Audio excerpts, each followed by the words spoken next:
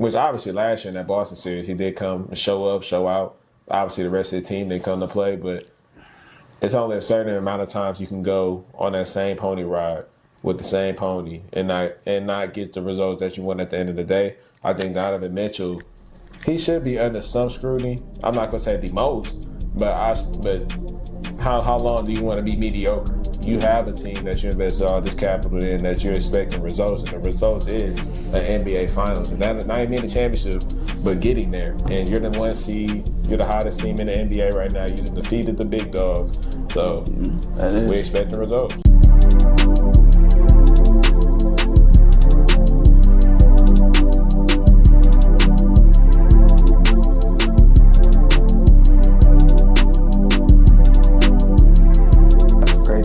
Which player is under the most pressure heading into the postseason for the NBA? Quite frankly, for me, I think it's Ja Morant.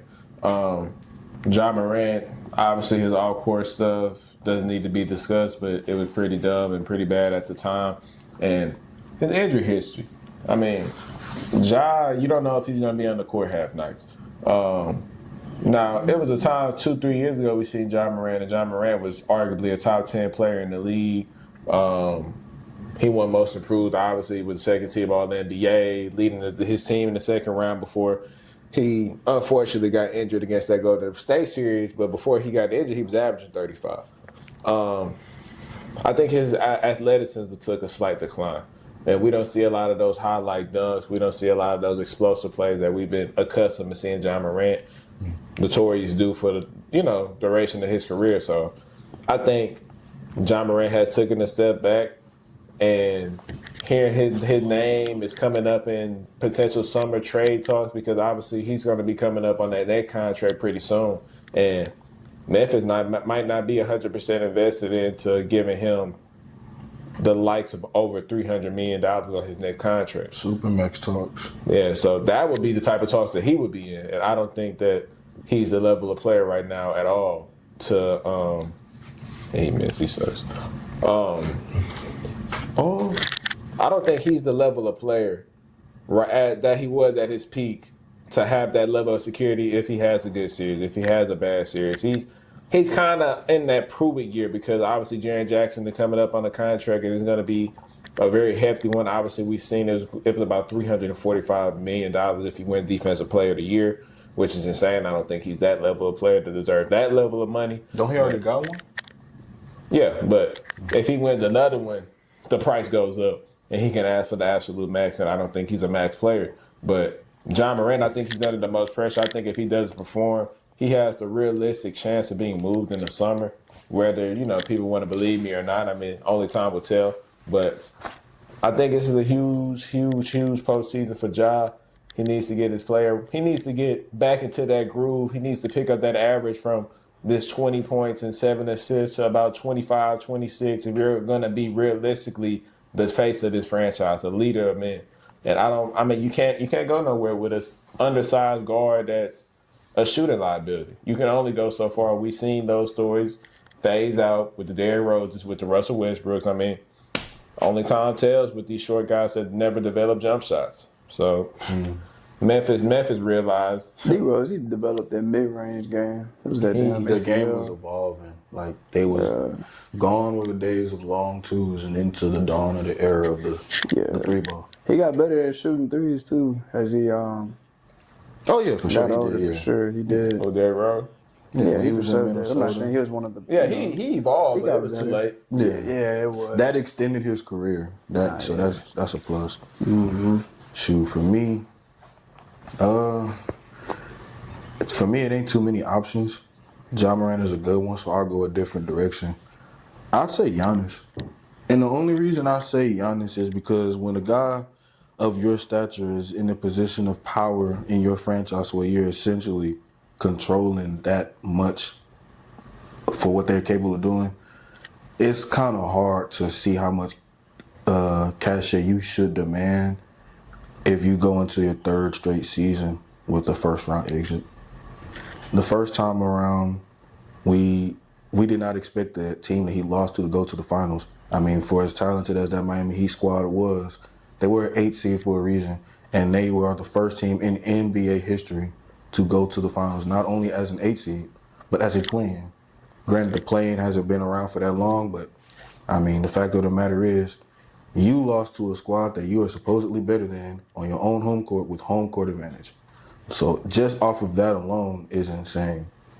Last year, we gave you a little bit of grace because you were hurt, but to be honest, we should be taking some of that away because when you acquired a star-level player that you've been demanding all along, for whatever you may look at Damian Lillard as, he's still an elite-level shooter. He's still a great guard. He's still a great one. And while he may not be the version that he was in Portland, a lot of teams will be very grateful to have him in their roster. And you were blessed to have him on your roster. Granted, who knows what would have happened if you went up against the Indiana team fully healthy. But regardless of the matter is, this is another year where we're wondering if the Bucks can potentially make a finals push. And if there's anything similar to what we've seen over the past 2 seasons, then for Milwaukee's sake, the season is a failure. You got another year invested into the Giannis and Dame experiment, and granted, this is going to have a little bit more substance because now you expect them to have some level of great chemistry with one another, and I've already heard rumblings that it's still not the greatest in the world because you would expect that to be a great pick and roll duo, and you see both of those guys doing their own thing in terms of isolation. So just off of that mesh alone not working the way that you would fundamentally expect a guard and a big to, coexist, you gotta have some level of staying power, and that staying power would be a deep run in the playoffs to justify the move that you ultimately wanted to make. And if that doesn't do anything to at least a deep round playoff appearance, potentially 3rd round, worst case scenario, Game 7 in the 2nd round, then what was the point of the move? Because we still hearing rumblings about Giannis wanting to leave. We're still hearing rumblings about what the Bucks are willing to do just to keep him on the roster and keep him happy. You do what you got to do for your star players, but at the end of the day, if you ain't bringing in the results, then that seat is only going to get harder and harder for him, not in terms of him getting released or nothing, but just in terms of the level of scrutiny he's going to get from not only himself but the masses. So I just feel like, in my opinion, it's Giannis. Pause. Are you subscribed to Check the Stat Podcast, man? While we on this pause, you make sure you go on that YouTube link and you subscribe to Check the Stat Podcast, or you gonna make my boy Omari sad, man. I'm gonna do something crazy. I'm gonna be honest. I'm not even sure how to answer this question for real. I ain't really had anybody in mind. Can you elaborate what you mean on this question? What? Who has the most pressure? Yeah, postseason, going into the playoffs, basically. If you don't perform, it's going to be massive changes. Or at the very least, you're going to go through hell in the offseason. Okay. Would you say Jalen Green? God, no. He ain't never been in the playoffs. Oh, that is true. I'm going to be honest. I don't... You could say... Jason Tatum... No. He just won a championship. Yeah, he just won a championship. That'd be stupid to say. Would you? Okay. We can go down the list. Let me look. So we got Eastern Conference. We got the Cavs. Like guaranteed teams: Cavs, Boston, New York, Milwaukee, Indianapolis, Indiana. Indiana. I think if I had to say another team as well, I would say obviously Donovan Mitchell. I think you've seen this rodeo before. With 1 seed as the Jazz. Yeah, he was the 1 seed as the Jazz, and obviously had good teams that was realistic championship contenders in the past. So I think, and Donovan Mitchell doesn't perform again this year, which obviously last year in that Boston series he did come and show up, show out. Obviously the rest of the team didn't come to play, but it's only a certain amount of times you can go on that same pony ride with the same pony and not get the results that you want at the end of the day. I think Donovan Mitchell, he should be under some scrutiny. I'm not gonna say the most, but how long do you want to be mediocre? You have a team that you invested all this capital in that you're expecting results, and the results is an NBA Finals, and not even in the championship, but getting there. And you're the 1 seed. You're the hottest team in the NBA right now. You done defeated the big dogs, so we're expecting results. Would you feel that Shea is under that level of scrutiny if he's playing this excellent and he was to go out in the second round again? They went out in the second round last year? Mm-hmm. I thought that was a third. That was Dallas. Third was Damn. Dallas versus Minnesota. Damn. Okay. So would you feel like Shea would be under that microscope? Like, I mean, but Shea, he performed in the playoffs last year, though. hey, when you that guy, performing don't seem good enough if you don't get the results. I mean, hell, you look at LeBron in the finals all these damn years. Yeah, I mean, you can. I guess you can make a case for Shea, but I mean, he gon' hoop in the playoffs, bro. He gon' do his thing. He showcased it last year. I mean, shit, he's on the MVP pace right now. He's leading the MVP race right now. So I mean, if you don't show up in the playoffs, then it's just like you just pulled a Harden, basically. Like for him. But you see what type of scrutiny Harden was getting when he was constantly losing to the same team or not making it to the finals. Nah, I feel like Shea. I feel like he's straight. You know what I'm saying? I mean, it's gonna be what? This is gonna be his second time going to the playoffs. Nah, he been with the Clippers too. Nah, but like playing, like leading the team. Oh yeah. This time he's leading the Thunder. You know what I'm saying? So this is his second time really going to the what you want to say, like third, fourth, because of the Clippers. In general, probably this will be his fourth. Yeah. Or his third. But like leading wise, this is his second time. Yeah, leading wise. Leading the team wise. Oh no, he been with the Thunder too. Yeah, he went. No, before he was a leader.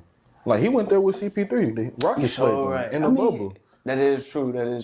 I'm just going from a leading standpoint, just like being the main guy on the team, you know what I'm saying? Because everybody y'all's named are like the main guys, the top guys on the team, you feel me? So leading this Thunder team, I mean, this is going to be his second time going. You can say that because they number one in the West right now.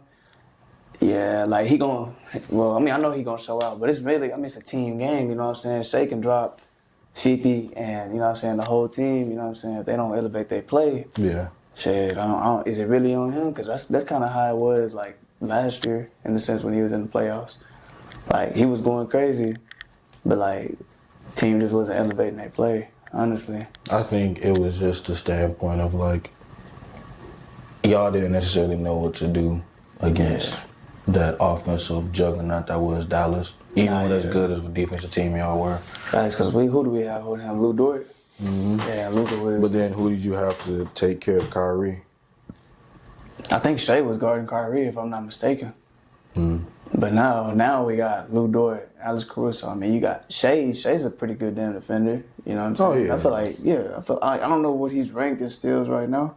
But I know he averages a pretty good amount of steals a game. But shit, I say I guess that's a good one. I'm not gonna say anybody else because truthfully, I'm not just gonna say no crazy shit. Like when I know I ain't been just like keeping up with the NBA like I should have been. I was more focused on like NFL. You know what I'm saying? I think pressure isn't a bad thing though. Yeah. I mean, the same pressure that bursts pipes make diamonds. I know what I'm saying, but yeah, I mean that's a good one. I guess you could say Shea. I mean, we was having a topic y'all asked me like last time. I think we had a topic. It was like, who's under the most pressure? And I think I said Shea because I can't even remember. But that's when me and you got into like a little debate. You remember what I'm talking about? Mm-hmm. Yeah. So that's kind of crazy how we like back at this again. But yeah, that's a good one. Hey, that man Omari finally receptive. Hey, I respect him. That's growth. That's it.